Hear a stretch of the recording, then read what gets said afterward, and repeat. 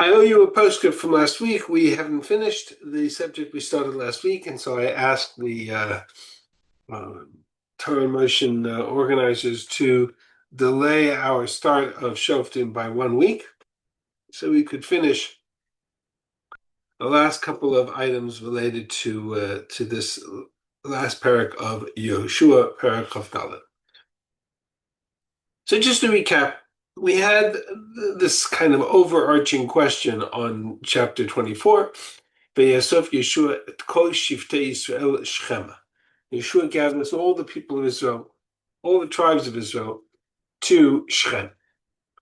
And this is, at least in the text, the second time that he's at Shechem. He was in Shechem back in Parak Chet with the ceremony of writing the Sefer Torah on the stones, and the ceremony of the blessings and curses at Har Gerizim and Har Eva, which are the two mountains surrounding the city of Shechem.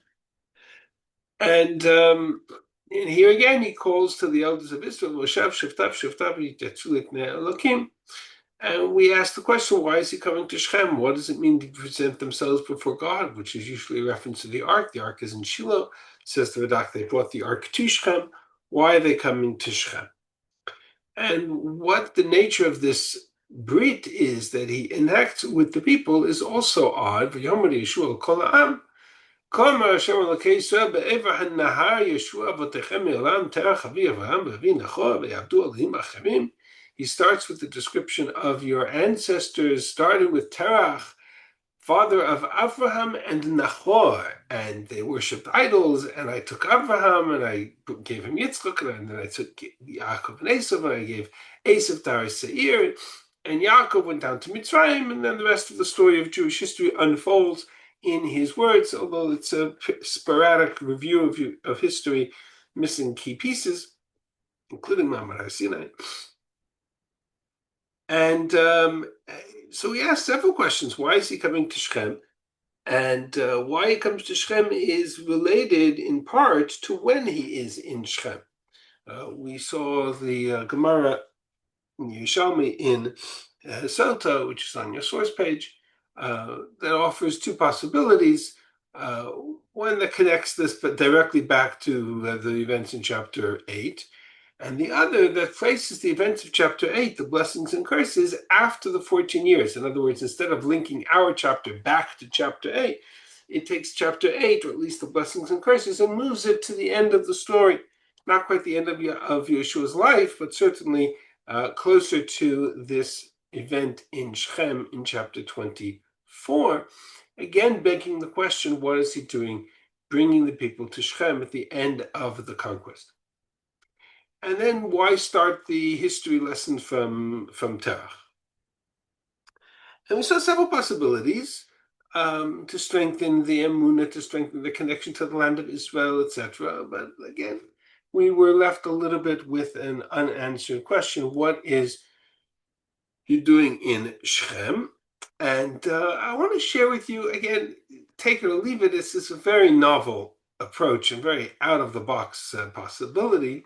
But I'll share with you a relatively contemporary and creative interpretation that he gathers them together in Shechem. Well, let's go through the questions. First of all, he starts with, the ultimate question is, who is Yehoshua talking to? That's really the question. Yomer Yeshua el kol ha'am. To all the people. To whom is Yehoshua addressing this Brit? That's the question. And the normal classic interpretation is that's all the tribes of Israel, as has been all his conversations up until that point. That's the question we're going to address. And he starts from Terach. How do we get to Terach? Terach avi Avraham avi Nachor. It's the only speech in all of Tanakh that starts with a history that goes back to Terach.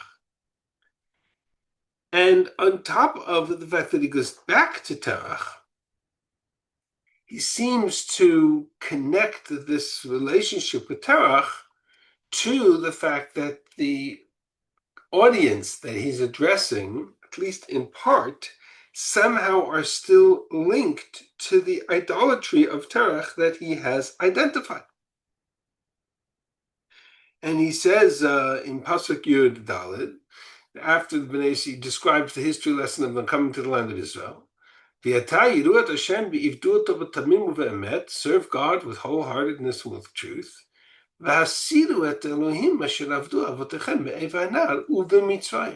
Remove the gods that your fathers served beyond the river, reference to Terach, or in Egypt, and serve God. Again, is it possible that the Jews, after all these years, are holding on to idols from the days of Terach? It's just an extraordinary reference. And then the most difficult question of all is, Yeshua seems to offer them a choice that doesn't seem to be a real choice. I mean, how could this be in the context of Jewish history? If you deem it evil to serve God, so choose. Who do you want to serve? Do you want to serve the gods that your forefathers served on the other side of the Nahar, meaning in the days of Terach? Or the local deities of the Amorites and Canaanites? However, I and my household will serve God. Is it possible that he gave them such a choice? And then the people's response is, God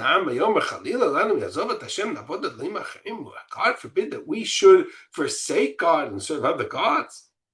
No,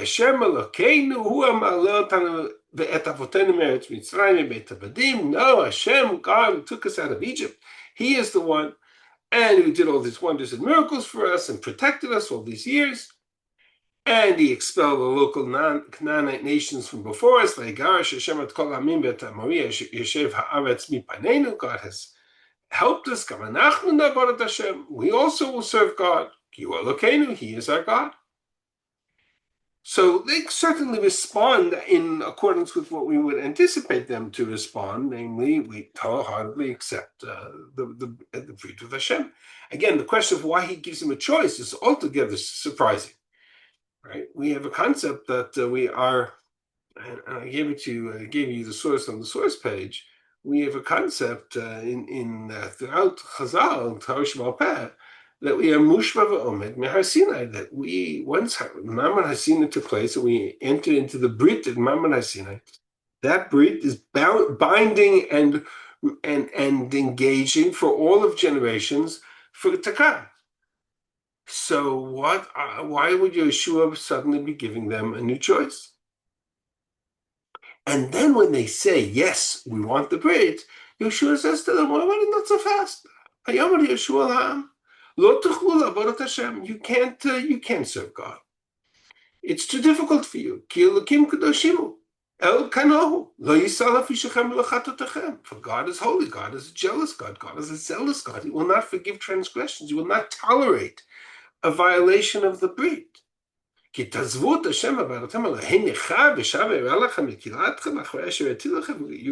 will abandon the Brit and God will punish you, which is more or less the same kind of concluding Brit that Moshe made with Bnei Yisrael at Shirat Hazinu. Right? In Hazinu, at the end of Devarim, Moshe says the same thing. You will violate the Brit, you will go after the gods, but Moshe doesn't give them the choice to roll back the Brit altogether. Yehoshua seems to be giving them a choice. A second time they say, no, we want to serve God. And Yehoshua demands proof. You are witnesses. You chose to serve God. You chose. We chose hundreds of years ago. Well, not quite 100 years ago, let's say 40 years ago, or 60 years ago. We are witnesses. And then, after all of that, we're back to removing idols. In the 14 years that they were under Yehoshua, they served idols. They had idols. They adopted idols. it says clearly at the end of the story, after Yeshua writes this down, Vayavod Yisrael et Hashem kol yemei Yehoshua v'chol yemei hazkenim. That then people were loyal to God all the days of Yehoshua. So what does it mean suddenly? Remove the idols. So everything about this Brit and about this speech is just a little bit off. And so there's a suggestion, and I heard it from Rabbi the first time. I've seen it in other sources as well. Suggestion that Yehoshua in this parak is not strictly speaking to the tribes of Israel. Who he's speaking to is still a mystery. But there is within this group of the tribes of Israel an element that he's addressing here that he hasn't addressed before. And that we need to identify. I don't know if you remember, but at one point or another, back in our study of Sefer Yehoshua from the very beginning, I suggested to you, when we were talking about Shevet Ephraim, we were talking about various events within that appear in Divrei Hayamim, that there were tribes of Israel that did not stand at Sinai. If you remember that suggestion. In particular, descendants of the tribes or a sub-tribe of Ephraim and Menashe.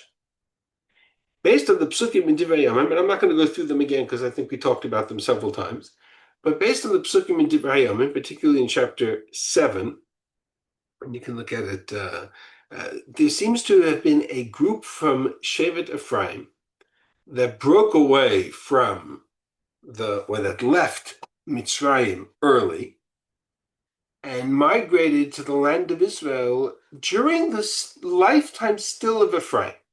And that's the key. Actually, maybe I will show you the psukim because I think it's just for the sake of it.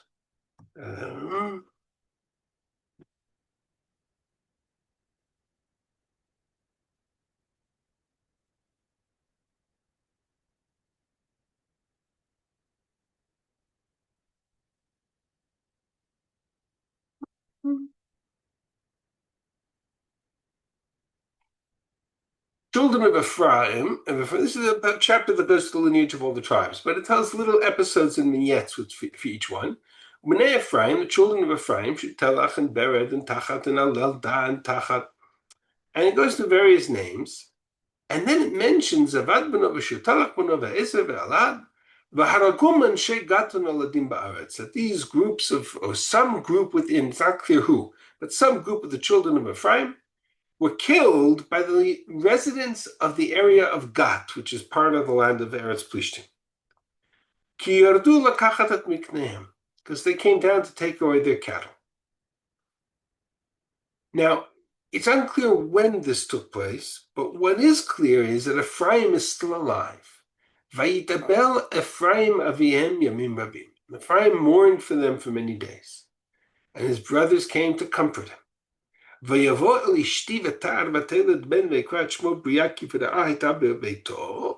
another child. And he has a daughter, and his daughter builds 3 cities, Beit Choron Ayon, Beit Choron Tachton, and Uzun She'era. All 3 are in the land of Israel. More or less in the area of Shevet Ephraim. It's not here, but picked up this map. Here, more or less in this area, what will eventually become Shevet Ephraim, areas of Beit Choron Ayon, Beit Choron Tachton, and Uzun She'era, cities that have been mentioned already in the context of the story of in our study of Yehoshua. And then it goes to the rest of the children. And so the question was, when did these families of Ephraim's children or grandchildren, when did they go to the land of Israel? When were they killed? When did Uzun She'era, when did his daughter build the cities of Beit Choron Tachton, Beit Choron Ayon? And it would seem that at least a part of the family of Ephraim is in the land of Israel, in the central core, already from the days of Ephraim, because Ephraim himself is mourning for this loss of the grandchildren by the hands of the people of Gad. That's one evidence to this, and there's another with regards to Shevet Menashe, and that we talked about also about Menashe settling the area of the Gilad up here already during Yair ben Menashe, Gilad ben Menashe, Menashe's grandchildren and great-grandchildren, who are, according to the pasuk in Sefer Bereshit, still alive during the lifetime of Menashe himself, Yosef, during the time of Yosef, actually. So very early in the years that Israel is settling in the land of Mitzrayim, that there are sub-tribes, sub-families of the tribes of Ephraim and Menashe that have come back to the area before the slavery and the Shibud in Mitzrayim starts, and settled in the area of the Gilad / Bashan in the case of Menashe, and the area of Har Ephraim in the case of Ephraim. And they're just sitting there waiting, and we had used this observation for several key stories in Chumash. One is the fact that Moshe seems to be negotiating for the tribes east of the Yarden for Reuven and Gad, and then suddenly at the end he throws in the sub-tribe of Menashe. The other is the fact that Moshe is sitting here in the area of Sichon and Og, conquers Sichon, and then heads north into the Bashan, all the way up north for a war with Og, Melech Bashan. Unclear why he does this. And one of the suggestions we made was that he does this because there are sub-tribes of Menashe that were not in Egypt, that were not part of the journey through the desert, and he reconnects with them here at the end of 40 years. In the case of Moshe. In the case of Yehoshua, he also connects with these tribes of Ephraim, with these families of Ephraim that are sitting here throughout these years of the Shibud. We use this explanation also to explain why it is that there are no battles, there are no wars recorded in Sefer Yehoshua in this central region between Beit El and Har Gilboa. This central region of the area known as the Shomron, there are no battles in all of Sefer Yehoshua. And so one of the explanations is that, at least for a large part of it, this is the area that the tribes of Ephraim, the sub-tribes of Ephraim, have been settling in throughout these years. And so they're part of the children of Israel. We use this explanation specifically to explain a unique requirement in the Torah, and that is that Moshe reenacts the Brit of Mamad Har Sinai when he's sitting here at the edge of the Yarden in Avot Moav. Right, when he goes through all the Parshat Parshat Kitavo, and at the end of Parshat Kitavo it says, "Ela divrei habrit asher tziva Hashem et Moshe lichrot et bnei Yisrael be'eretz Moav." This is the Brit that God commanded Moshe to engage with Bnei Yisrael in the land of Moab, besides the Brit that he made with them in Chor. Why do I need a reenactment of the Brit in Eretz Moab? So the suggestion, again, it's a suggestion, it's not clear in the text, but I need the Brit reenacted in Eretz Moab because while they're sitting on the other side of the Jordan, there's a whole subgroup now that has joined Bnei Yisrael from Shevet Menashe that weren't at Har Sinai, and so I need to reenact that experience and that Brit. If you look at the numbers of Shevet Menashe in the census in Bamidbar, they're one of the smallest tribes. In the census in Pinchas at the end of the 40 years, you'll see that the Shevet Menashe of all the tribes jumps like 30,000 in size. It's the only tribe that jumps in size, that grows over double. That's a possibility because, again, they've rejoined parts of Shevet Menashe. Ephraim is a much smaller group, and yet, so the theory is that they cross the Jordan and they go to Shechem and they reenact the ceremony of blessings and curses, brachot and klalot. They reenact Ma'amad Har Sinai in chapter 8 in order to reconnect the subtribes of Ephraim with that same Brit. And that's a theory I've shared with you in the past. And you could argue, and it wouldn't answer the story about Terach, but you could argue that this is exactly what's happening here in our chapter, that he's giving them the choice of Ma'amad Har Sinai, because we're talking to groups, for example, from Ephraim, that weren't at Har Sinai, and for them this is really an Asa V'Nishma moment as well. I'm not 100% convinced that that's the case, because chapter 8 is one story, and chapter 24 is a different story. However, we still use, based on that same approach, that it's possible that Yehoshua is speaking in each of these cases. Moshe and Avot Moav, Yehoshua in chapter 8, in the Brachot HaKolot, talking to different audiences, comes to the question that I asked at the beginning: to whom is Yehoshua addressing this greet? Or, to put it differently, at this moment in time, the end of the 40 years, who is in Shechem? That's the question. Who's in Shechem? Shechem is a very interesting city. It's a major city. It's a walled city. It's an ancient city. But if you go to the list of kings that Yehoshua fights in chapter 12, there's a list of all the kings that Yehoshua fought in his conquest of the land of Israel, Yericho and Ai and Yerushalayim and Hebron and Yarmut and Lachish and Eglon and Gezer and Devir, all the cities. All the cities, Beit El, Tapuach, Hefer, all the cities. Here's Beit El, and here's Megiddo and Tanakh and Hagilboa. In this whole list of cities, where is the battle for the conquest of the city of Shechem? Where is Melech Shechem in this list? And the answer is it's not. Shechem is not listed here. So they're in Shechem clearly. They must have had a way of getting to Shechem and in Shechem, and yet Melech Shechem does not appear in the list of battles or in the list of these 31 kings that Yehoshua conquers. So who is in Shechem?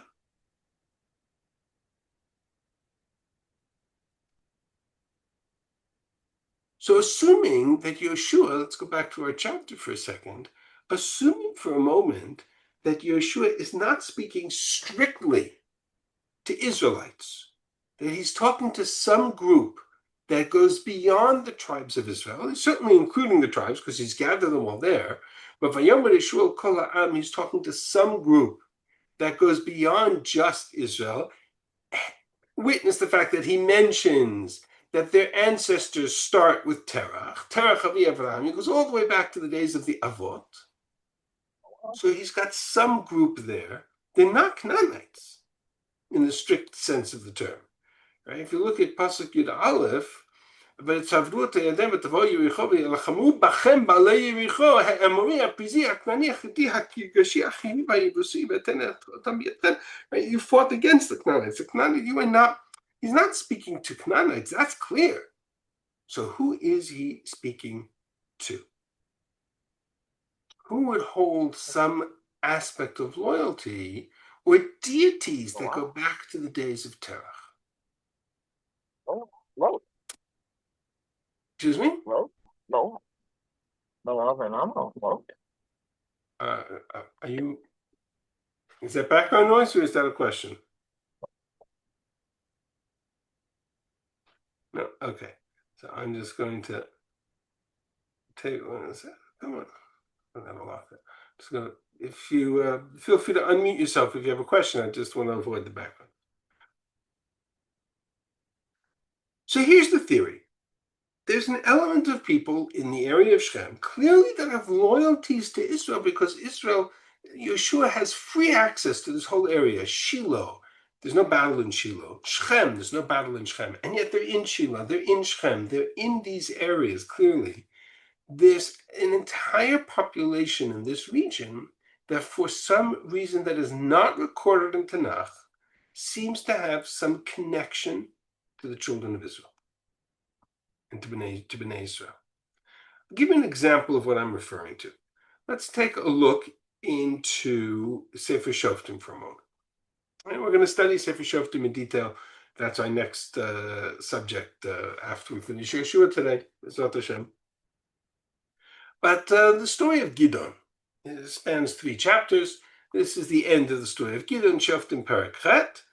And I'm not going to go through the whole story of Gidon for now. I just want to point out one observation, and that is that Gidon has a number of children, he has a number of wives, and he has a pilegesh.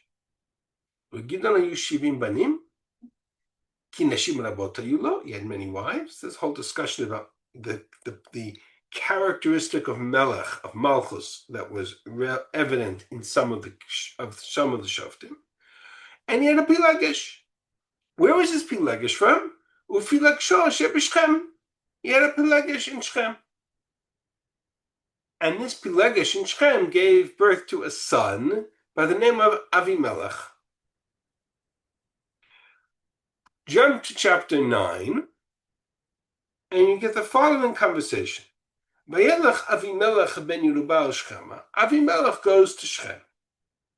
El achei imo, to the brother, to his family from his mother's side.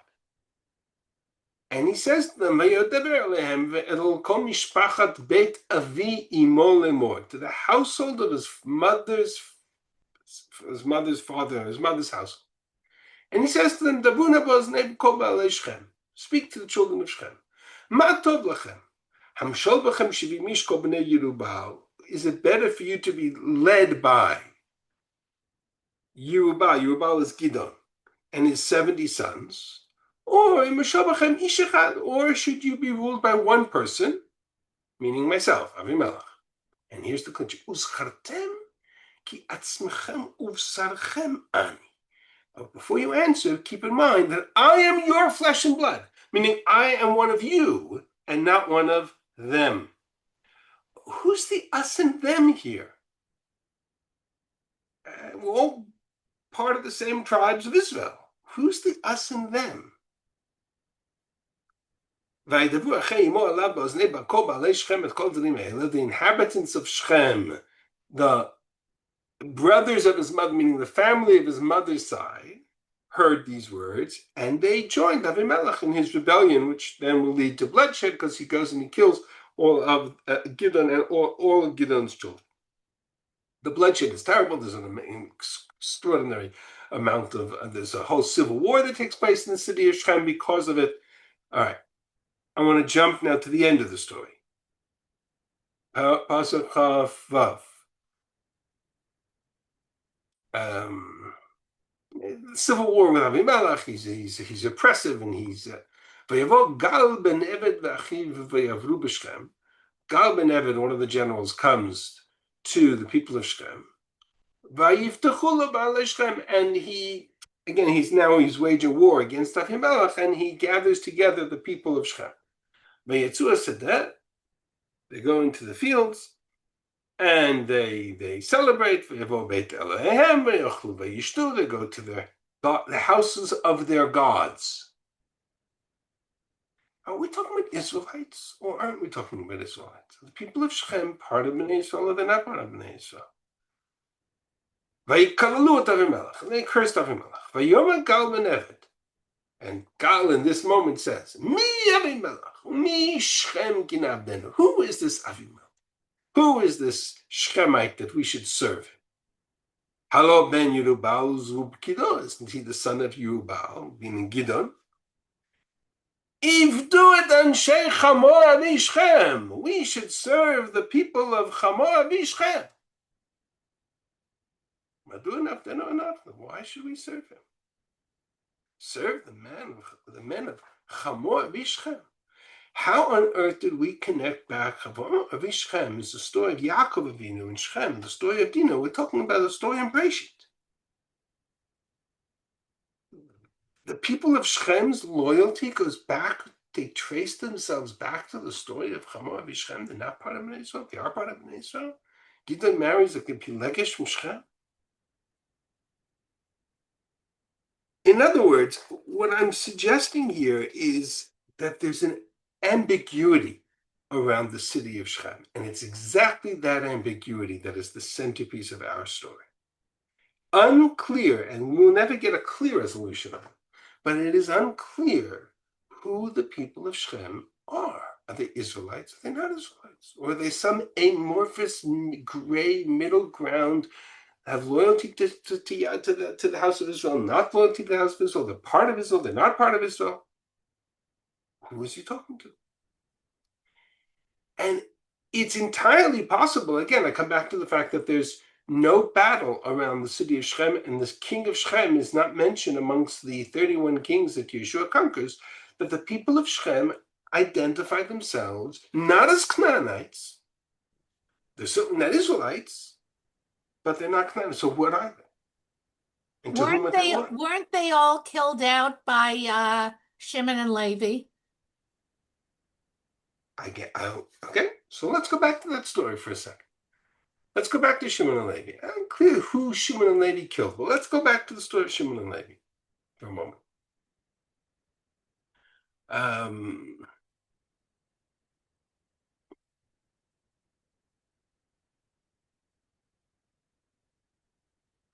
Let's go back to the story of Shimon and Levi, Breshit Lamed Hey, Lamed Daled, let's say.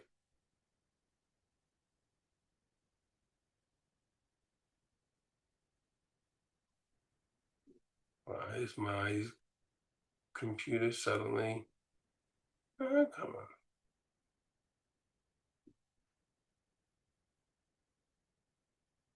Oh, no, don't do this to me.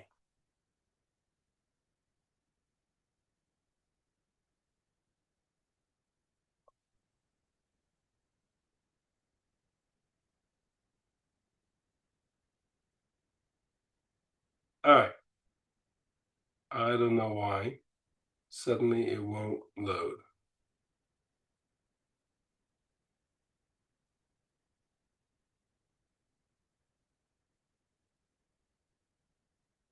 Okay.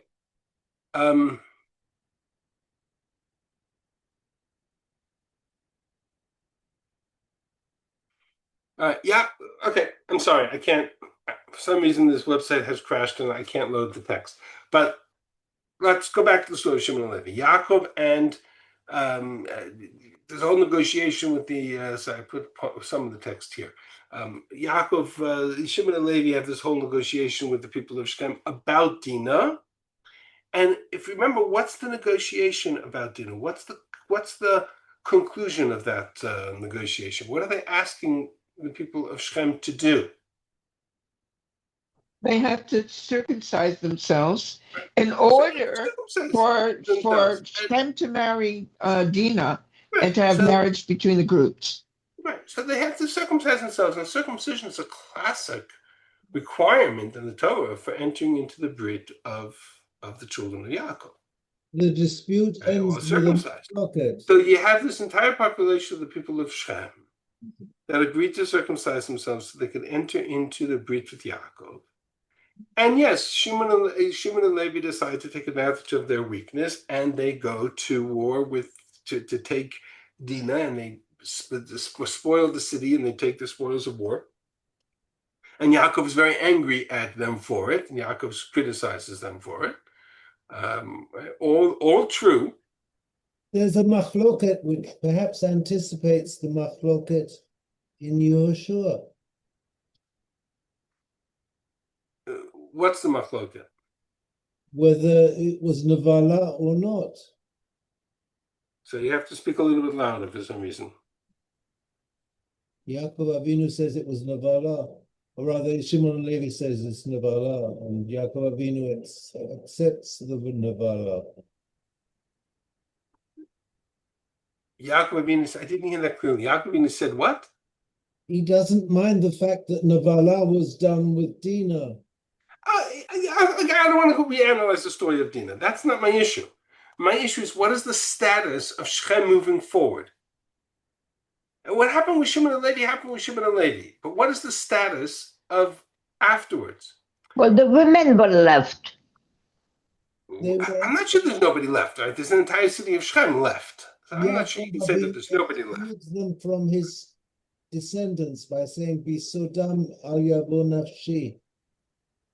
Wait. So, hang on a second. Oh, you can jump in. I'm sorry, I can't do. I wish I could pull up this text. But Yaakov, whatever happens to the people of Shechem back in the days of Yaakov, my question: we're now several centuries later. What is the status of the local region inhabitants of the people of Shechem? To whom are they identified? I'll go one step further. There's a pasuk in Parak Lamed Hey, and again, I wish I could pull up the text, but for some reason my computer is gone, or this website is gone. Can you jump into Safaria real quick? Maybe you can get in there better.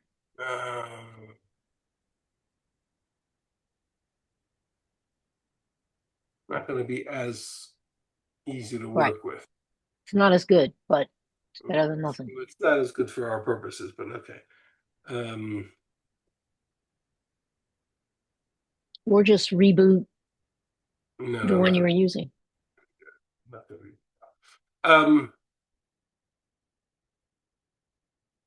In the aftermath of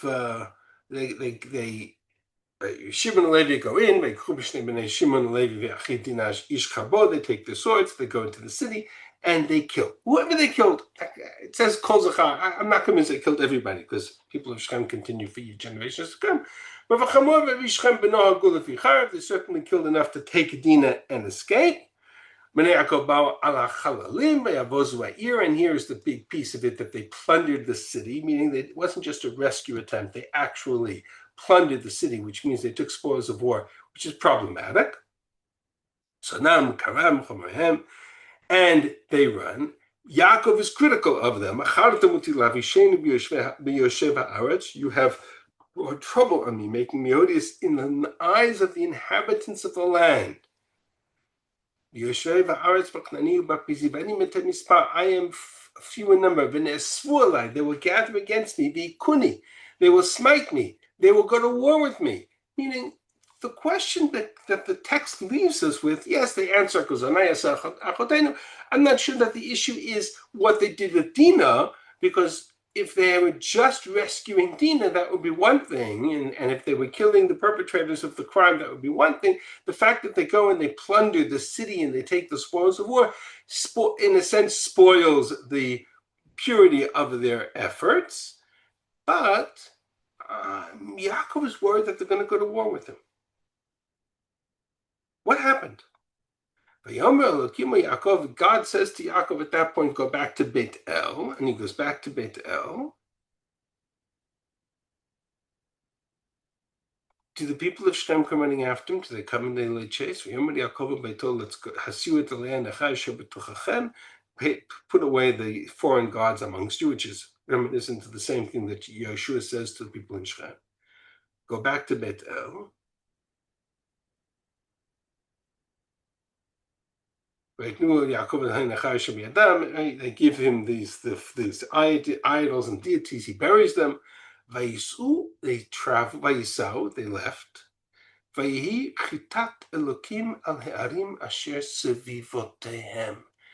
the terror of God, the fear of God, fell upon the cities that were around them. So that they didn't chase after Yaakov. What is that a reference to?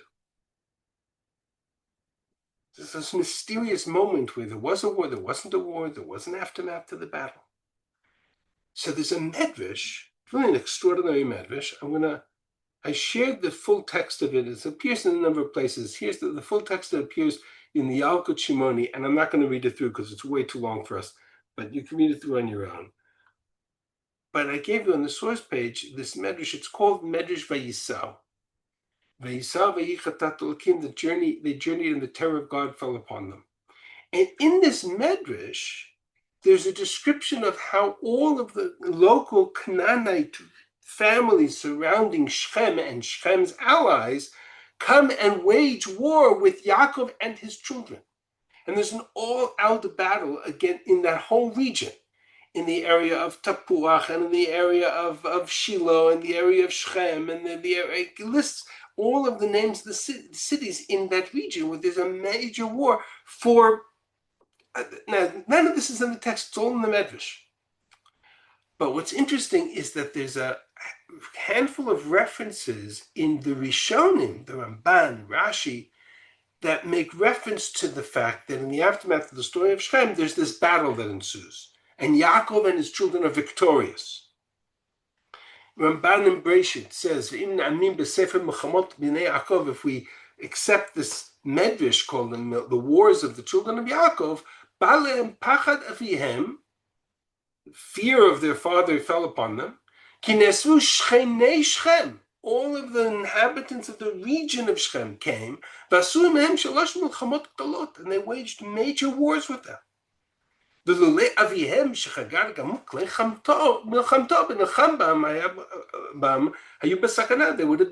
children would have been in great danger if it wasn't the fact that Yaakov entered into the battle and saved their lives, as it says in that sefer. Rashi himself makes mention of this. All of the local regional inhabitants of Shem and the area came to wage war with them. And Yaakov waged war with them. There's a textual hint to this fact. It's the only reference to it in the text, and that is when Yaakov gives the bracha to Yosef on his deathbed. He says to Yosef, I'm giving to you, Yosef, one portion, one Shechem, which is both the name of a Shechem, right, the shoulder, a portion, as well as the city of Shechem, which I took from the Amorites with my own sword and with my own bow. Yaakov fought against the city of Shechem and captured it, or the environs around Shechem. Extraordinary. But there seems to be this idea that, and it's alluded to in this text, in the pasuk, that in the aftermath of the story of Dinah, there's an event that takes place in Shechem that we don't know about. We don't know the details of it. But the consequences of it for generations seem to be evident in Sefer Yehoshua. That the city of Shechem, the environment, or the environs around Shechem, or the suburbs of Shechem, or the cities in that area, hands off when it comes to Bnei Israel. They seem to, either they've been subdued and they entered into some kind of brit of submission to the household of Yaakov, or they're still remnants of the brit of circumcision with Yaakov's children that they negotiated. Unclear. Go one step further. Abraham, when he comes into the land of Israel, Abraham from descendants of Nahor, right? Yehoshua goes back to Nahor. Abraham, when he enters into the land of Israel, where's the first place he comes to? The first city he comes to, where he builds a mizbeach and he starts to call out in the name of God, is the city of Shechem. Abraham comes into the land of Israel from the north, and he brought with him whom? Who did Abraham bring with him into the land of Israel? Hanefesh asher asu b'Charan, all of those followers that Abraham Avinu had made and had acquired in the land of Haran. They come with him into the land of Israel. Right? Yaakov takes his nephew, and he takes his family and his household. That hanefesh asher asu b'Charan, and he comes to Shechem. We never hear about this nefesh asher asu b'Charan ever again. We don't know what happened to them. They disappeared. He comes to me, brings them to Shechem, and that's the last we hear of them. Isn't there also a medrash that Yaakov paid and bought Shechem? That's not a medrash, that's a pasuk. Not the city, right. Not the whole city of Shechem, but a portion of Shechem. Yaakov buys the portion of the city of Shechem b'me'ah kasita, and that will become the burial place of Yosef. That is a pasuk in Parshat Vayishlach. So doesn't that contradict the fact that he said that he took Shechem with fighting? No, it doesn't contradict anything. He purchased a piece of land. That's one part of the story. The fight with the city of Shechem is with the whole city of Shechem, and with the surrounding neighbors. It doesn't contradict at all. What am I suggesting to you? What I'm suggesting is that this area of Shechem is this amorphous, undefined question mark from the days of the Avot. Abraham's nefesh Shebasubach and all of his people who come into the land of Israel and settle with him in Shechem. What happens to them? They remain loyal to Abraham. They don't remain loyal to Abraham. Yaakov comes to the city of Shechem after he comes back from the house of Lavan, enters into the city of Shechem, buys land in the city of Shechem, enters into a negotiated brit with the people of Shechem. For good reasons, for bad reasons, whatever it is, he enters into a brit with the people of Shechem. There's a war with the people of Shechem. He conquers, he's victorious. He acquires Shechem, which he took with his sword and with his bow. And now, generations later, Bnei Yisrael come back to the city of Shechem. And are they loyal? Are they Israelites? Are they connected to the Brit with Yaakov? They're certainly not Israelites in terms of the tribes. They certainly didn't stand at Har Sinai. They certainly didn't stand in the Brit. And maybe, and again, it's a conjecture, that's a subgroup of who Yehoshua is now addressing. And he says to the people of Shechem, okay, here's Bnei Israel. They're certainly part of this Brit of the tribes of Israel. You have been sitting here in this region undefined for the last number of years. It's time to take a side. It's time to choose whether you want to be Canaanite, or you want to be Amorite, or you want to be Israelite. Choose. And that's who Yaakov gives, and that's who Yehoshua seems to be placing in this moment in the limelight. And if they want to be part of the story of Bnei Yisrael, so here's the history of Bnei Yisrael. He goes through the whole history with the exception of he leaves out Ma'amad Har Sinai, because for them, this is their Ma'amad Har Sinai moment. And if he's talking to the descendants of Shechem from the days of Yaakov, Hamor, and Shechem, then it becomes, then Yehoshua is suspicious of them. And he says to them, you want to breathe the breath? And the people say, yes, we want to engage in the breath with God. And Yehoshua says to them, yeah, so fast, you're not going to be it's not so simple. It's a one-way street. You can't back out of it. And God is a zealous God. God is, and he's going to hold you accountable. And they say, Afabichen. And so in the end of the day, he accepts them into the breath, but it is problematic. And that's exactly the point. The inheritance of Shechem, the people of Shechem, the region of Shechem remains problematic forever. Shechem remains as problematic. They're not Canaanite, clearly, but they're not yet Israelite. And so they are in this middle ground from the days of Abraham, the days of Yaakov, and now again in the days of Yehoshua, and for generations to come, they will remain in this kind of middle, undefined group that remains in the midst of Israel. They're part of Bnei Israel.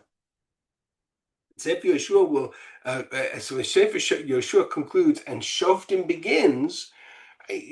They're not identified as part of the Canaanite strongholds within Israel. They're not part of Canaan, or the part of the Canaanite region to conquer. They are, in a sense, that's exactly the issue, is that they are, in a sense, part of the Brit from the days of Yaakov, or the days of Avram even, and hence Yeshua connects them back to Terach, Avi Avraham, Avi Nachor. Would you call them hybrids? Excuse me? Could you call them hybrids? A hybrid. Okay. All right. Let's jump to the end of this parak. That's what I wanted to share with you about the people of Shechem. That it might be that he's talking to not Israel, not Ephraim, not Manasseh, but in fact he's talking to the Shechem descendants from the days of the Avot, and that's why he connects it to the days of the Avot, and that would in fact be it would make sense. All right, let's jump to the end of this story for a moment. Vayichot Yehoshua brit la'am bayom hahu. Yehoshua makes a brit with the people on that day. Vayasem lo chok u'mishpat b'Shechem, makes it a statute and an ordinance in Shechem. Similar language to the story in Pasha B'Shalach, Amarach, Sham Sam lo chok u'mishpat in Shechem. Vayichtov Yehoshua et hadvarim ha'ele b'sefer Torat Elokim. Yehoshua writes these words down in Sefer Torat Elokim. I'll come back to that phrase in a second. In the book of the law of God, Meikach Evim Gdolah, Meikim Hashem, takes a big stone, Tachat ha'ala shebamikdash Hashem, under the tree that was near the Mikdash, whether it was an ancient Mikdash, whether it was a Shiloh, whether it was in the Mishkan, or the Aron was there, it says the Radak, temporarily. This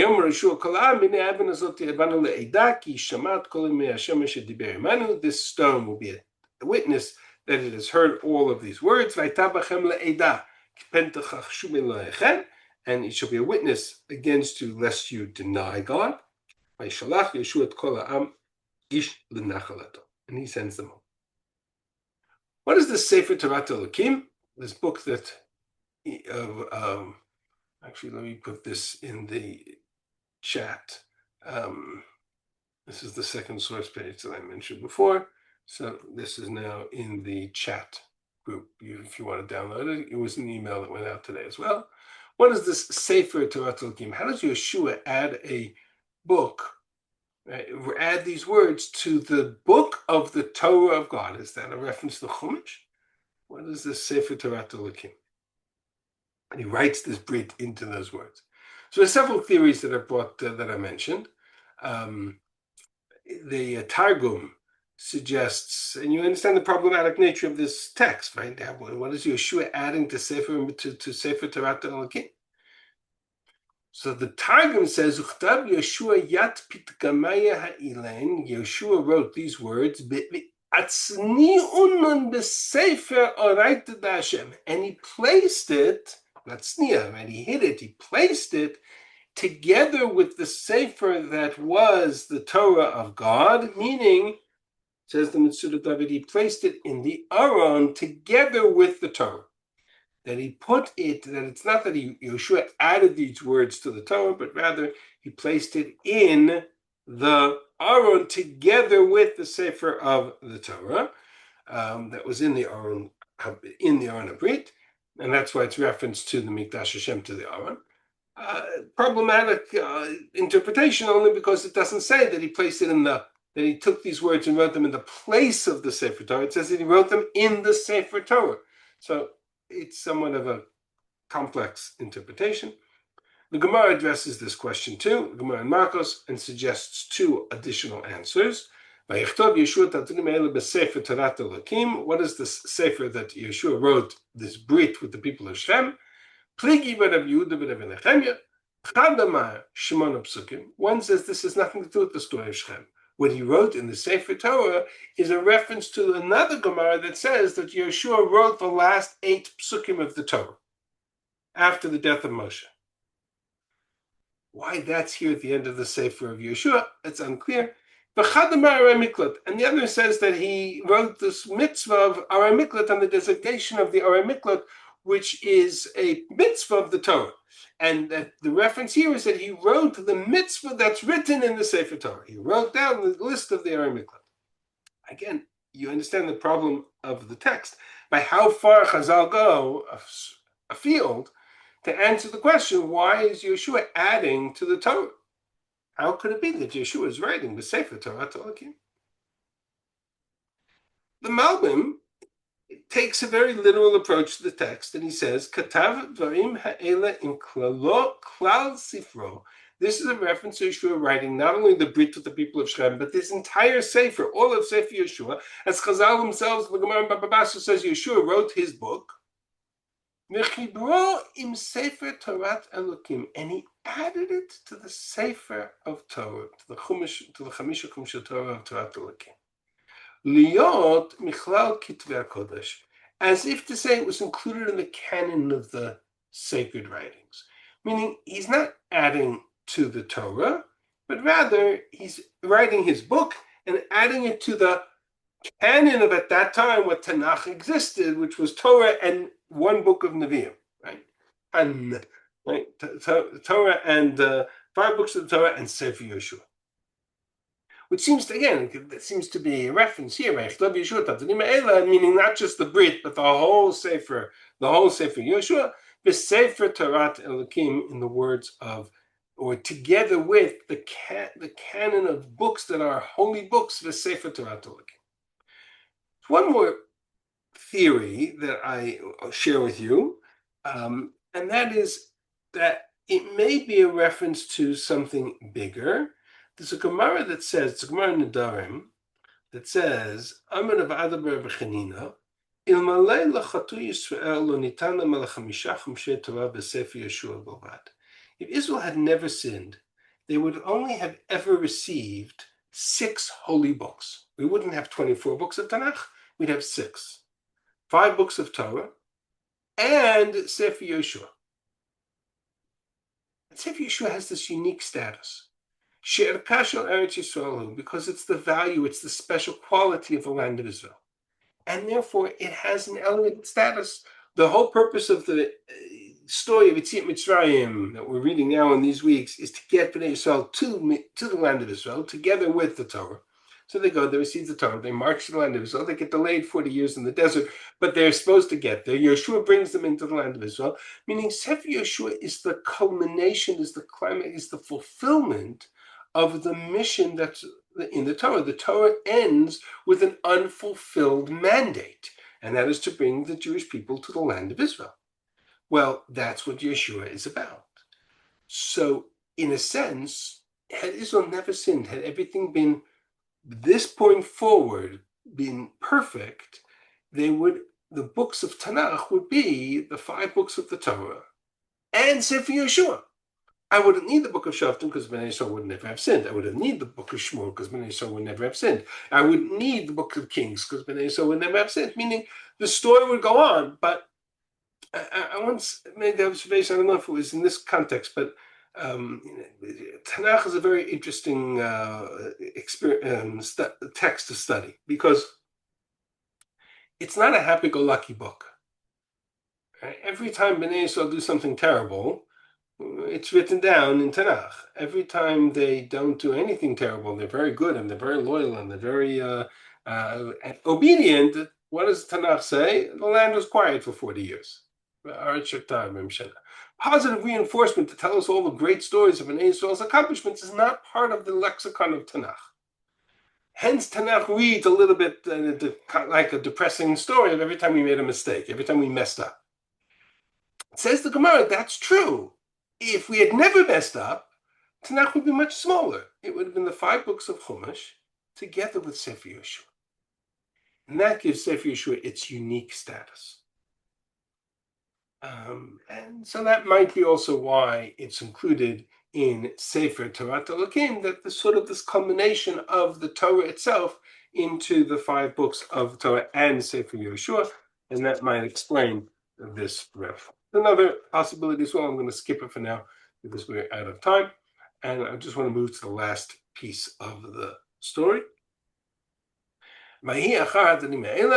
Bayamot Yehoshua ben Nun Eved Hashem ben 110 shanim.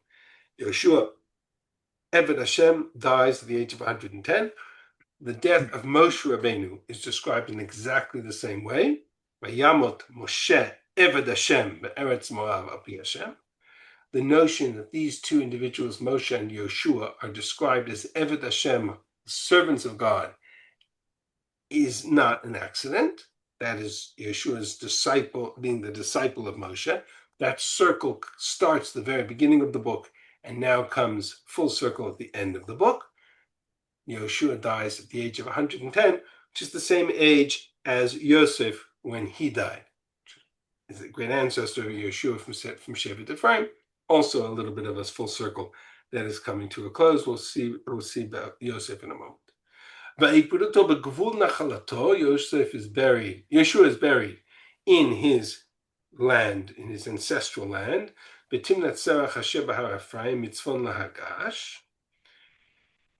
then the text gives us a concluding statement about Yehoshua. Vayavod Yisrael et Hashem kol yemei Yehoshua v'chol yemei hazkenim asher halichu yamim acharei Yehoshua. Israel remained loyal to God all the days of Yehoshua and all the days of the Zkenim, who outlived Yehoshua, meaning the next generation, and who knew God's deeds personally. And this attribute, that's a description you can't even say about Moshe Rabbeinu. The Bnei Yisrael were loyal to God all the days of Moshe Rabbeinu. That was, in a sense, unique to Yehoshua. The reference to Yehoshua and the Zkanim here may be a reference to the early period of the Shoftim. And if that's the Yehoshua is the days of Yehoshua and the Zkanim are the days of the Shoftim, you have a beginning of the reference of the Masoret of right from Yehoshua to Shoftim, and then from the Shoftim we'll move to Sefer Shmuel, which is the beginning of the period of the Nevi'im, Shmuel and Malachim. So you sort of get the sense in this verse at the beginning of the process, the Mishnah in Pirkei Avot, that Moshe kibel Torah misilim esali Yehoshua, v'Yehoshua lezkenim. Moshe received the Torah, gave it to Yehoshua to the elders. But they're not called Shoftim in this Mishnah, they're called Zkenim, and I think that's because of this verse. That continues to the time of the Nevi'im, which takes us through the book of Shmuel and the books and Sefer Malachim, and then to the period of the Anshe Knesset Agdala, which is the beginning of Shivat Zion. So this Mishnah, which records the whole Masoret of Jewish tradition, of the Masoret of Torah Sheba'al Peh, actually has its reference and its source here in this. And the final point I wanted to make here, which we'll conclude, that Atzmot Yosef asher ha'alu b'nei Yisrael miMitzrayim kavru b'Shechem. The bones of Yosef that they brought from Mitzrayim, they buried in Shechem. We're back to Shechem. And the very portion of lands, I'm going to mention this before, that Yaakov purchased from the inhabitants of Shechem for 100 kasita, in that land, they buried the bones of Yosef. He lived in Yosef Nachala as a part of the inhabitants of Yosef, the inheritance of Yosef. Come back to this verse in a second. Elazar ben Aaron met. Yehoshua dies. They bury the bones of Yosef. The other leader at the time was Elazar ben Aaron, the Kohen Gadol, also dies. He's also buried in Har Ephraim. And that's the end of a generation. Yehoshua, Pinchas, the generations died, and we're ready for the beginning of Sefer Shoftim, which is the next generation. One observation about the burial of Yosef: why is the burial of the bones of Yosef the last story of Sefer Yehoshua? What relevance is that here? I think that if you talk about the Sefer Yehoshua as the story of the Jewish people returning to the land of Israel, it also closes another circle. And that is the circle mentioned at the beginning of the parak. How did we come down to Mitzrayim? We went down to Mitzrayim because the story of the sale of Yosef, one of the greatest rifts in the story of the household of Yaakov, the sale of Yosef, brother selling brother into slavery. That story, which is the end of Sefer Breshit, the last half of the book of Breshit, the beginning of Chumash, that cycle, that story is not complete until Yosef returns to the land of Israel. It's not enough that the brothers come down to Mitzrayim and Yosef gives them, and Yaakov and Yosef are reunited. Yaakov and Yosef are reunited, but they're reunited in Egypt. The story of Yosef being torn, being pulled away, and by the way, where was Yosef when the story of his sale began? Right? Where did Yaakov send Yosef to go find his brothers? Shechem. Exactly. Right? The story begins in Shechem. So Yosef gets torn away from his family in the beginning in Shechem, in Sefer Breshit. That cycle, that story doesn't really come full circle. It's not complete until the bones of Yosef are restored to his ancestral land in the city of Shechem. And that's how Sefer Yehoshua ends. If the Jewish people have come home, even Yosef has come home, and the tribes have united together under a sense of closure on cycles that have started all the way back in Sefer Breshit. That's how Sefer Yehoshua ends. That's the conclusion of this book of the Erkashel Eretz Yisrael, almost the sixth book of the Torah, if you will. Yehoshua writes his words in the Sefer Torah Elokim, and that's our segue into the beginning of Sefer Shoftim, where this unity amongst the tribes, with this picture of one leader, one people, one tribe, one sense of purpose begins to break down, and we'll explore what happens in Sefer Shoftim, Bezrat Hashem, starting next week. All invited back. Tell your friends. Is that a contrast? See you. Yasher Koach, Rabbi Shulman. Yasher Koach. My pleasure. Thank you. Thank you very much. Is there a Thank contrast you. between Thank you, Yasher Koach. Yosef comes back to Eretz Israel and Moshe Rabbeinu doesn't enter Eretz Israel when he's married? I mean, that's part of the tragedy of Moshe, is that Moshe's life is circumscribed to the exile, taking him out of Egypt, but he doesn't get to enter into the land of Israel. That's a Chumash story, so we'll have to leave that for analysis of for another time. That payment for Shem, is that the only place that it talks about, or does it go back to the original story? It's in Parshat Vayishlach. Yaakov buys a piece of land for Mea Kasita from in Shechem. So who wrote the end of the book of Yehoshua? Say again. Who wrote it? Yes, because Yehoshua is dead. It doesn't say who wrote the last psukim. I'm assuming it was written by one of the Nevi'im subsequent to Yehoshua. It doesn't tell us. So we don't know for sure. I assume either one of the Shoftim or one of the Nevi'im subsequent to him, but we don't know. Rabbi Shulman, brilliant shiur. Thank you. Why not by Yehoshua? How does the son of Aaron have land? I thought the Kohanim didn't inherit land. That's a very interesting question. They have cities that were given to them by other tribes. So it's. But it doesn't say that it's an Ir Miklad. It says his particular thing. There weren't only there were 6 primary Ir Miklad, and then there were 42 Levitical cities that were given to the Kohanim. There are lots of them. They happen to function also as an Ir Miklad, but they were identified as cities of the Kohanim. Anatot, famously, is the city of Kohanim at the days time from Yirmiyahu, comes from the city of Anatot. So they had land that was given to the Kohanim, and they was identified. But it says, but it doesn't specify that. It says the hill that he owns, right? So it doesn't. They're not trying to identify it as one of those 42 cities. Again, I can only assume it was one of those cities. We don't know. Where it is, I'm not sure there's much more to it than that. The Kohanim had cities. It was just they didn't have a contiguous piece of land. They had cities given to them from the other tribes. And so we know what the cities are. There are 42 of them. So we can also assume that the Kohen Gadols weren't buried together in some kind of special graveyard or anything? I don't know. I'm unaware of the Kohen Gadol being buried in one. No. I'm not unaware either, but I know that sometimes dignitaries, in quote unquote, are sometimes buried together. Yeah, no, I would assume they were buried in their ancestral, in their land that belonged to their families. Yeah. Thank you. Okay, my pleasure. Be well, everybody. Great See you series. hopefully next Thank year. you. Thank you.